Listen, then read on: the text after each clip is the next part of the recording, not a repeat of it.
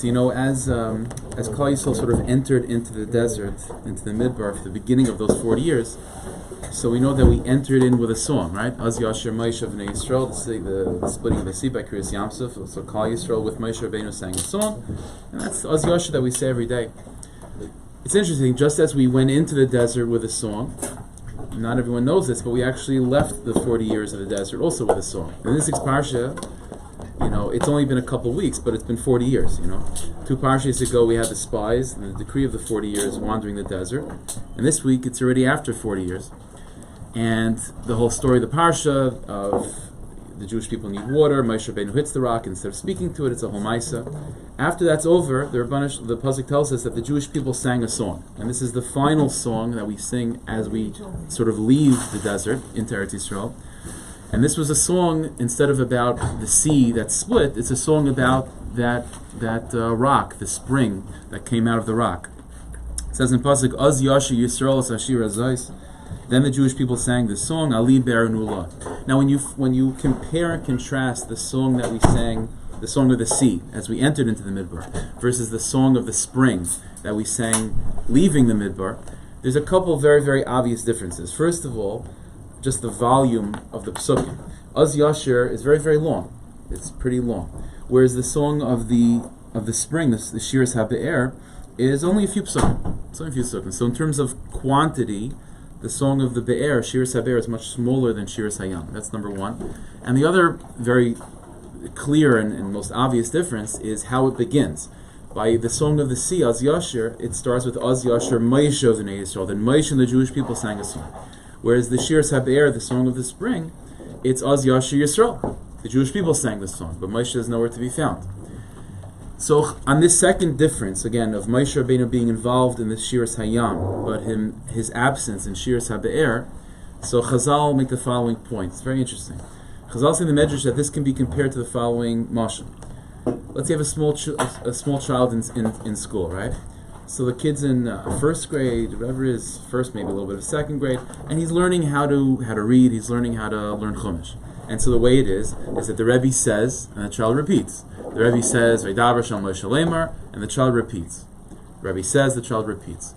But as the child gets older, then the child is able to read on his own. Say Chazal, that's exactly what was going on. When we first entered into the Midbar, when we first started off, as the Jewish people, and we sang a song, the Shiras Hayam, so we weren't old enough, we were immature, we were children, so to speak, on a national level. And we needed our Rebbe to read for us, and we'll repeat. Az Yasher Moshe Bnei Yisrael. Moshe said, and we repeated. Moshe says, and we repeat. But after 40 years, Klal Yisrael sort of developed and matured into adults, and then it's Az Yasher Yisrael. We could read on our own. That's what he says. Right, so we have to understand, again, it's a general principle that all of Torah is teaching us something about ourselves, how to grow in our own Yiddishkeit right now. And so what do we learn from that, from these two songs and the differences between them? Right, so there's a Torah that we have from the Middle Rebbe, the second Lubavitcher Rebbe. It's a very, very important Torah. And he says the following thing. He says, it's basic human nature. The Rebbe Shalom created us in a certain way where a person can experience certain things which are enjoyable and geschmack and very, very nice. But there's something special when you experience something new, a chiddush. It's natural and normal for people to enjoy chidushim, a new experience. And even if something is a very nice experience, but it gets old. I remember a bunch of years ago I was in Utah, and there's a lot of great hiking and unbelievable, beautiful, stunning scenery in Utah. And I remember I was on a hike in Utah over there, and I met up with someone who was also hiking. This is a guy who lived and grew up in Utah. He was a mountain guy. That's where he lived. That's where he grew up. And I was telling him I'm from New York, because he's he would love to travel to New York to visit New York, because he hears that Central Park is gorgeous. So I'm thinking to this guy, you're in the middle of Zion, whatever it is, I think it's Zion. Mamish, stunning stuff. And you're talking about Central Park in New York City. But there's such a thing. The guy grew up in Utah, so he sees these things from the time he's a little kid, so it's not a chiddush. He gets used to it, you know what I mean? To go to Barbados is amazing, but if you lived in Barbados, it's still very nice, but it's not as exciting. And to go to New York, Brooklyn is wow. That's just the way it is. So if the Rebbeinu Shalom created us in such a way where we feel excitement and we feel a certain pleasure when we experience a chiddush, something new, something different, something something out of nowhere. You know what I mean? Something out of our regular, normal experiences. Then that's telling us something in Avodas Hashem. So everything we experience is a reflection of the Rebbeinu Shalom. We have to learn from that how to serve Hashem. Well, if what gets us excited is experiencing something new, something different, then it must be that if we're going to make Hashem happy, what gets Hashem excited, so to speak, is also something new. So therefore, that means that in our Avodas Hashem, in our service of the Rebbeinu Shalom, we have to try to offer him something new to get him excited, so to speak. And so, how do we give him something new? Like, to mamish create something new, we can't do. Human beings are not able to do such a thing, to make something out of nothing, right? Only God can do that type of trick. So, what does it mean to serve the Rebbeinu Shalom? What can we do to give him something different, something new? So, said the Rebbe like this. He said, what's the nature of a chiddush? The nature of something new, of a new experience.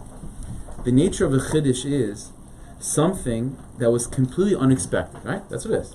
When you turn the corner and wow, I did not expect to see that. That's a chiddush. That's a chiddush. So said the Rebbe like this: the type of chiddush that we can offer the Rebbeinu Shalom is as follows: is the Rebbeinu Shalom puts us in places that might not be the most conducive to serving the Rebbeinu Shalom, to finding him, to being holy and to find holiness and to do holy things. But if we're able to be in those types of environments, and despite the bombardment of craziness, the bombardment of confusion, the bombardment of coarse physical life, if we're able to somehow break through all of that and to have some level of clarity, some level of connection to the Rebbeinu Shalom in those crazy places, there's no greater chiddush than that. There's no greater chiddush than that. See, the Baal Tanya says, what's the difference between an ocean, between the sea, and a spring? What's the difference? So he said it's interesting. When you look at those two bodies of water, so an ocean is vast. I mean, the quantity of water in a sea and an ocean is it's unimaginably great. Whereas a natural spring that comes out of the ground, I mean, volume-wise, it might not be that amazing. But it's interesting. With all the great volume of the waters of the ocean, it's still all salty, and it doesn't give life. Whereas the waters of a spring, although it's very small in volume, but those are clear, pure waters that are able to sustain and give life. How did those waters become pure? How did those waters become pure? So you know that scientifically what happens is, because the waters are placed beneath the surface of the earth, and are completely surrounded and bombarded with the opposite of clarity, the opposite of cleanliness, with rocks and sediment and dirt, and the water has no choice but to fight against that sediment, to fight against those rocks, and to claw its way upwards, that's exactly what purifies the water. And so it's interesting.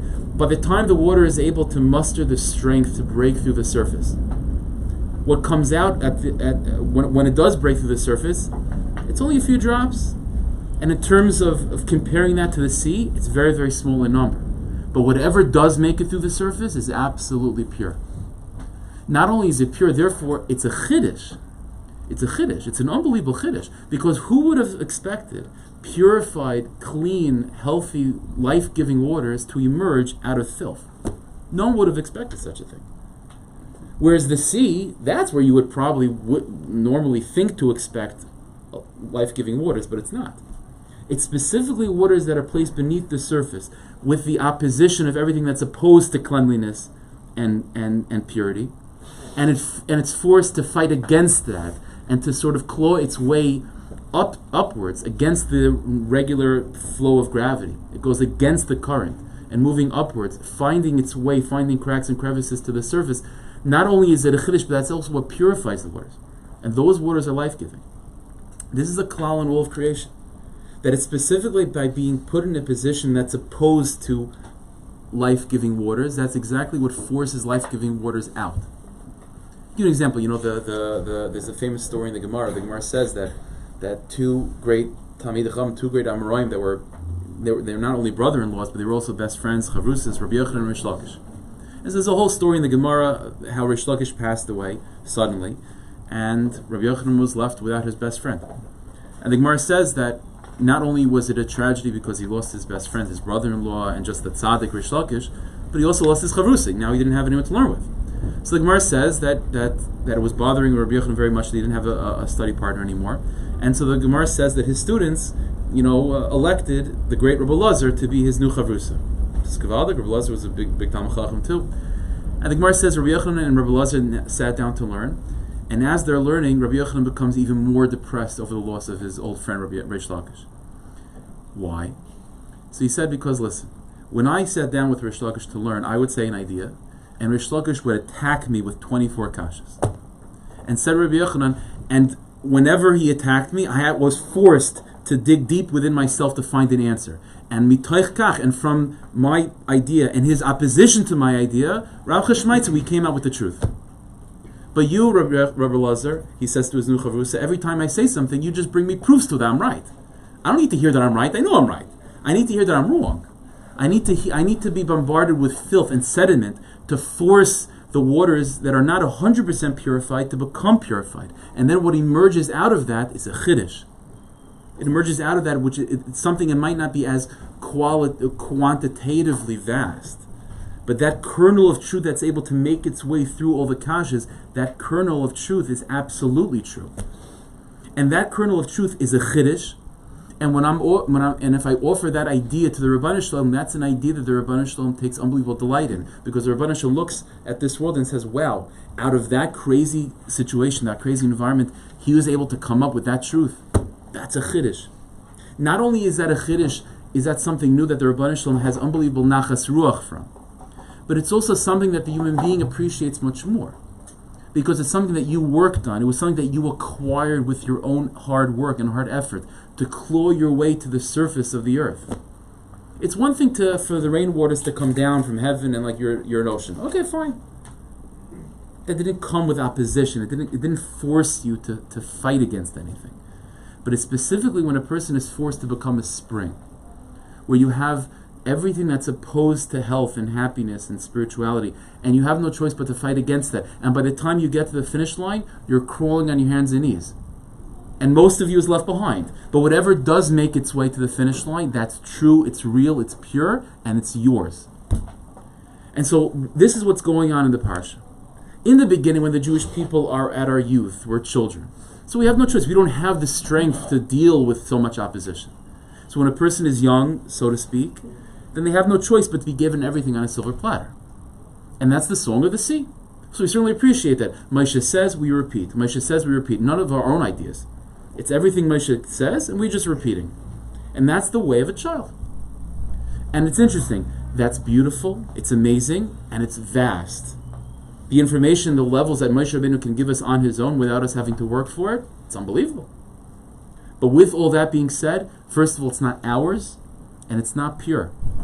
But after 40 years of being in the desert, of 40 years of being bombarded with filth and sediment and forcing us to redefine ourselves, and forcing us to think differently about our situation, and forcing us to fall and to have the strength to get back up, and to claw our way against gravity, and to eventually break through the surface, so that not only what emerges out of that is absolutely pure and real and authentic and true, it's yours, you've acquired it, and it also gives the Rebbeinu Shalom unbelievable simcha, like experiencing something that he never would have expected. The Rebbeinu Shalom, it's not a chiddush to him, Az Yasher Moshe V'nei Yisrael, that's not a chiddush. Az Yasher Yisrael, the song of the well, that's a chiddush. And so although the song of the well is much smaller in terms of quantity, it's just a few psukim. Az Yasher is an ocean. Shiras HeBe'er, the song of the well, it's a few psukim. But the difference is it's yours. It's Az Yasher Yisrael. Moshe is not involved. It's not with the Rebbe, you did it yourself. This is yours. Not only is it yours, it's also pure life-giving water. And this is what we have to connect to. The song that we have to connect to the most is not Az Yasher. Those are when a person is able to experience an Az Yasher type of thing, that's Gavaldik, that's great. But with all that being said, that's just getting you ready for the real deal, which is to develop the Shiras HeBe'er, the song of the well. And to be able to find your own voice, and to be able to find the strength to claw against, and specifically because of the opposition, that itself is purifying. Although it's difficult, and the amount that breaks to the surface is very small, but it's real, it's yours, and it's a chiddush. That's Shiras HeBe'er. Let me end with a quick story. This is a strange story, I'll be honest with you. It happened to me during Mincha, so I figured I'll just say it. I don't really know how to explain it, but it's one of those meisim. It was a meisim with the Kotzker Rebbe. That the Kotzker was once traveling with one of his Hasidim, one of his students, and they were crossing over a bridge, like a very narrow, like a footbridge, and evidently on the other side or to the side there was a bunch of like Gaisha, hoodlums, whatever it is, that they were spitting out anti-Semitic remarks, and they began to throw rocks at the Kotzker and the Chassid. And so immediately the Chassid is he sees rocks coming, so he ducks down. But meanwhile, the Kotzker is just standing there, just walking through as if nothing's happening. So the Chassid says, Rebbe, you're gonna get hit by a rock, you have to duck. So the Kotzker says, no, you're gonna get hit by a rock. So the Kotzker says, there's no rocks, there's no shkatzim. What does it mean? What do you mean there's no rock? So he said, trust me, if you take my word for it, we're going to go over to them, and you're going to see how beneath, it looks like they're wearing coats or whatever they're wearing, beneath their coats, you'll see tachrichim, you'll see shrouds. These people are not of the living. They've passed away who knows how long ago, but they're somehow, whatever this means, stuck in limbo, whatever it is, and they think they're alive, but they're not really. There's no shkatzim, there's no rocks. It's all just an illusion. So the Chassid is like shocked by such a thing, but he says, okay, the Rebbe said, so he gets up and they walk over, and the Taka they see, like the rocks are coming, but they're not being hit by them. And so they walk over to these guys, and they Taka see that they're wearing shrouds. So the Chassid had an interesting question to the Kotzker. He says, Rebbe, if you ask these guys, are you alive? They'd say, of course we're alive, but they're really not. So now the Chassid has a very difficult question, which is, so how do I know that I'm alive? Right? Maybe I'm also stuck in some, in my own head or whatever. How do I know I'm alive? So the Kotzker said like this. Kotzker said, if you've ever experienced clawing your way against gravity, if you've ever experienced a failure and getting back up, that's a siman that you're alive. That's what he said.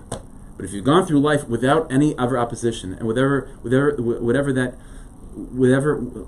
never finding that energy to at least want to get back up, then Yitaka might be amongst those people that are not so alive. That's what he said. That's the definition of life. That's why the waters of a spring are called Be'er Mayim Chayim. What makes them alive? It's not a kunst to go with gravity. The kunst of to be alive is to go against gravity. And when you go against gravity, the part of you that makes it all the way to the surface might be very, very small, but it's alive. It's real, it's authentic, it's a chiddush. So Hashem Shadal, we should be able to find our chiddush, to find that part of us which is authentic and alive and healthy and well. And if we are able to somehow emerge, and cross the finish line, again, scraped and bruised and all that stuff, but if we eventually make our way across the finish line, well, we can't imagine how much nachas ruach we're going to be able to give the Rebbeinu Shalom. Hashem Shadal, we should be zeichet to see with our own two eyes the full redemption of our people, where we'll be able, as the Torah promises, to be able to sing a shir chadash to Hashem, a shir of life, of exuberance, of authenticity. Thank you, Hashem.